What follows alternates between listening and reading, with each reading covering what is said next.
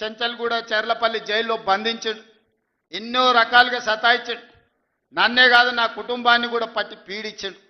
కానీ బాధ్యత వచ్చినాక ఆలోచన చేసిన నా కోపాన్ని నా బాధను దృష్టిలో పెట్టుకొని ఇవాళ పగ సాధించే కార్యక్రమాలు మొదలు పెడితే ఆయన పై వలగొట్టే పని పెడితే రాష్ట్రానికి నష్టం జరుగుతుందని తూవాన్ పాపన వాడు పోతాడు. పోని మనం మంచి పని చేయాలి.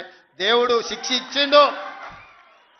నేను ప్రమాణ స్వీకారం చేసినాడే కూలబడ్డాడు. నడువిరిగింది. ఇంక ఇంతకంటే పెద్ద శిక్ష నేను జైలు వేసినా అయ్యేదేం లేదు. ఆయననే ఫామ్ హౌస్ను ఒక బందీఖానగా మార్చుకొని చుట్టూతో నా పోలీసులే ఉన్నారు. లోపల ఆయన ఉన్నాడు.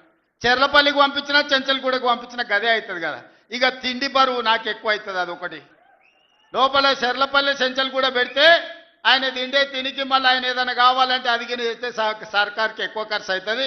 తిండి ఆయన సంపాదించేది ఇన్నా ఫామ్ హౌస్లే ఒక బందీఖానగా పెట్టుకొని చుట్టూతో మన పోలీసులే పహారా కాస్తున్నారు. ఇక ఆయన చేసిన పాపాలకు ఆయననే పోతాడని ఊరుకున్నా. ఎప్పుడన్నా ఏమన్నా అన్నానా? ఎప్పుడన్నా ఏమన్నా అన్నానా? మీరు చెప్పురు. ఇక్కడ పాత్రికేయ మిత్రులుగా ఉన్నారు అందరు, నాకు కూడా దోస్తులే కదా వాళ్ళందరూ. చెప్పురు. ఎప్పుడన్నా ఏమన్నా అన్నానా? ఒక్క కేసు అయినా పెట్టినా? పోనీ ఈ జిల్లాలో ఎవరి మీద నన్ను ఒక కేసు పెట్టినా? ఎన్ని పాపాలు చేసారు వాళ్ళు ఎమ్మెల్యేలు మంత్రులు మీకు తెలుసు కదా. ఎంతమంది ఆస్తులు గుంజుకున్నారు మీకు తెలుసు కదా. ఎవరినన్నా నేను కక్షతోనేమన్నా చేసినా? నేను ఒకటే అనుకున్నా, ఎవరి పాపానికి వాడు పోతాడు. మనం చూసినా చూడకపోయినా పైన దేవుడు ఉన్నాడు. పైనుంచి కిందికి చూస్తూనే ఉంటాడు. ఎవరిని లెక్క వానికి రాస్తూనే ఉంటాడు. ఎవరిని మిత్తి వానికి చెల్లిస్తూనే ఉంటాడని ఆ మిత్తిలో భాగంగానే నేను ప్రమాణ స్వీకారం చేయడానికి పోయిన రోజే మంచం మీద నుంచి బోర్ల పడి మక్కెలు ఇరిగి మూలకు పడ్డాడు.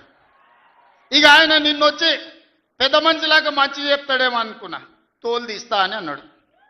తోలు తీస్తాడంటేనే ఇక నేను చెప్పదలుచుకున్నా, అయ్యేగా నా సంగతి వదులు కానీ మా సర్పంచులు వచ్చిండ్రు. రా, ఏ తోలు తీస్తావురా?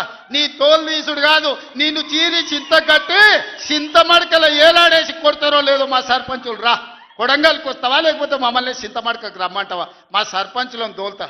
సోయి లేని మాటలు, స్థాయి లేని విమర్శలు. ఒక్కటన్నా అక్కడికి వచ్చే మాట మాట్లాడిండా?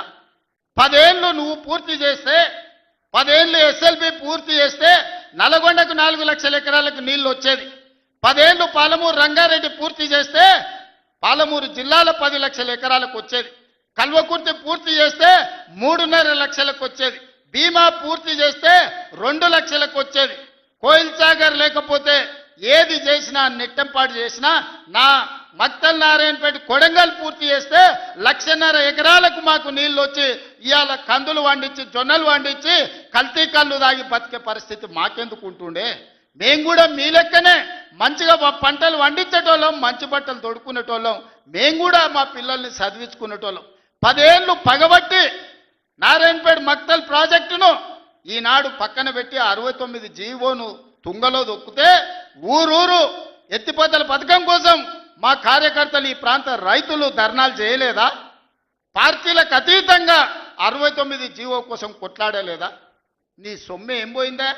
మాకు నీళ్ళు ఇవ్వాలంటే నీకు ఇంత కడుపు నొప్పా? నువ్వు మళ్ళీ బయటకు వచ్చి ఇవాళ ఆయన తోలు తీస్తా అంటు.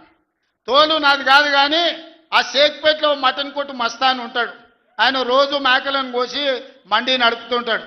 ఆయన చెప్పిన కేసీఆర్ ఖాళీగా ఉన్నాడంటనే తోలు తీస్తాడంట.